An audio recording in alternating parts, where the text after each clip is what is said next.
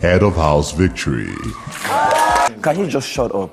Just talk. But say it in a different manner of approach. Don't say it. Can you just keep your mouth shut? Okay, I'm not keeping my mouth shut. That's coming from a place of differences. We come from different places. The worries. Please, I don't want to cry. I swear, I'm not even going to mince words. These housemates confuse the fuck out of me every little time. I'm like, is it that it's just in the bid to be a 10-10? That is why you guys must clash every 2 seconds. They have very wrong way of approaching each other, very wrong ways of using the right words at the right or wrong times.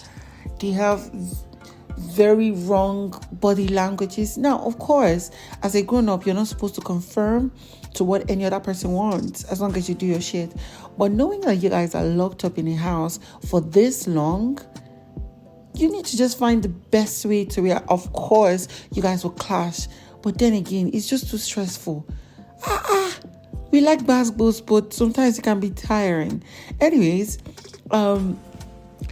congratulations once more to Head of House Victory after he snatched the win from Thelma Lawson. Now, of course, Thelma Lawson was not a sore loser because she gave him a hug and congratulated him.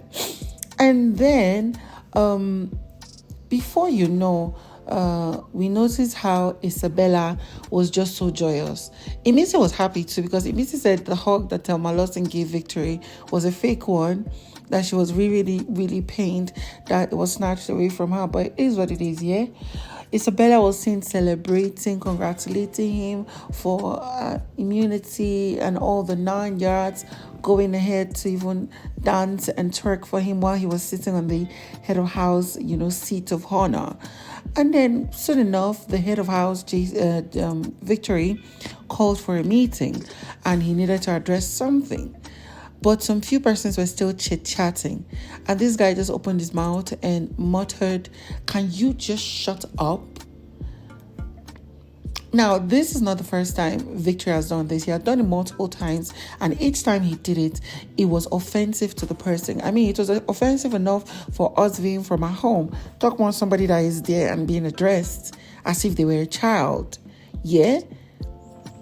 So when he did that, Mede's mouth had a jaw drop and Isabella was just nodding her head. I was like, must you always talk like that? Can't you say it in a nicer way? I was like, oh, okay, sorry, please. Can you shut your mouth up? I'm like, Oga, it's the same thing you just said you're saying. She's rather telling you that you should find a better approach to this or else it will cause a problem. Before you know, they had a little back and forth. I almost laughed because I'm like, I thought you guys were besties. You guys were celebrating and all that. But then again, one way or the other, I hope that it doesn't cause any extra issue. Moving on from that, he made his address to all of them saying that he would never ever, even outside of the house, genuinely hate anybody, that he just feels that all this unnecessary clash and altercation is coming from their different personalities and that they're coming from different places, that this house will never really have peace. But he's begging that every one of them can work together and be orderly so they can have orderliness. That he knows that they're all coming from a place of where they've been checking their mails, hoping they will get it to see the show. And many of them were even having a lot of anxiety and stuff like that just because they thought they were not going to make it. Before you know, this guy broke down. And one thing I noticed was that Gigi Jasmine did not go to console him. Obviously, because one way or the other, he had disrespected her and he had hurt her since the day they agreed to be there for each other. And that's one thing that is very, very crazy. Don't even know what to say. I don't know what to think. I don't even want to talk. Like, Heike, yeah, I knew something was up with him and Joanna because this morning he sat on that yellow couch and waited for Joanna to finish unpacking her stuff. I so wish that my brother was here because, like, I don't even have to say shit and Mandem understands me. And I feel like fucking pathetic. Like, why am I crying up and down? Even today, even Jason thought that him and I were still together. And now in this case, this is not me hating, but I knew I was going to get to this. I knew it wasn't going to end very well.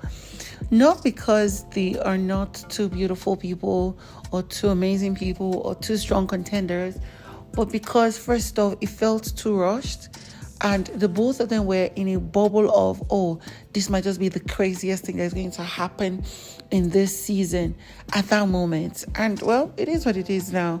Gigi Jasmine has broken down, finally spoken out that she's hurt, that she and Victor are not together anymore, because it's obvious. How would he win head of house and someone he had promised that he was going to get to the end with in this competition? He now chose somebody else as the house guest. How do you build a bond? Anyways, we saw that Gigi Jasmine, after the meeting, basing the head of house Victory called for, she was speaking with Sabrina, one person that really, really would understand her. And she was talking about how she's extremely hurt and that she suspected that something was going on between Victory and Joanna, because earlier today, he stood and waited for her totally for her to unpack her bag or pack things into her bag. Unpack her bags and, prepare before they go for the HOH Challenger. And she just kept quiet because she just felt, okay, it's something normal. But she's been noticing their trails and how they react around each other. But then after that, him winning head of house and him bringing the writing materials to her face, like, why would he be rubbing it in her face to that extent? That even till now, many of the housemates, like Jason J, thinks that they're still together. She's very hurt, and not a lot of people in Big Brother's house would understand her. Sometimes some people feel like, oh, she's overdoing because of the way she speaks. That's just how it is. She can't change it. That's why she's speaking to Sabrina, because Sabrina is somebody that would understand her. She was actually crying. She said she really wished that her brother was in Biggie's house. At least she will not have time for men who don't understand her.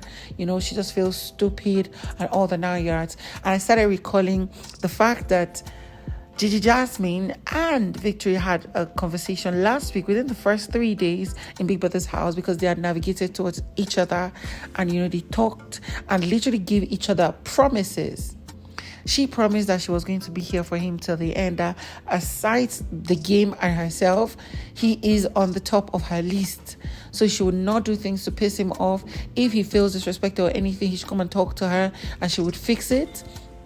He said things around the same lines that, the only thing is that he doesn't want to do this alone, that he's not going to take steps and put in energy or effort knowing that she is not putting it, when he finds out that she's not putting in effort too. So it was more like they gave each other pinky promises only for it to get to this point. It's very sad. Actually, first off, I'm disappointed in Victory for losing focus of what he had promised, and I'm also disappointed in Gigi Jasmine for thinking that somebody you meet in the first 1 week, they can have such promise to each other. Is it love at first sight?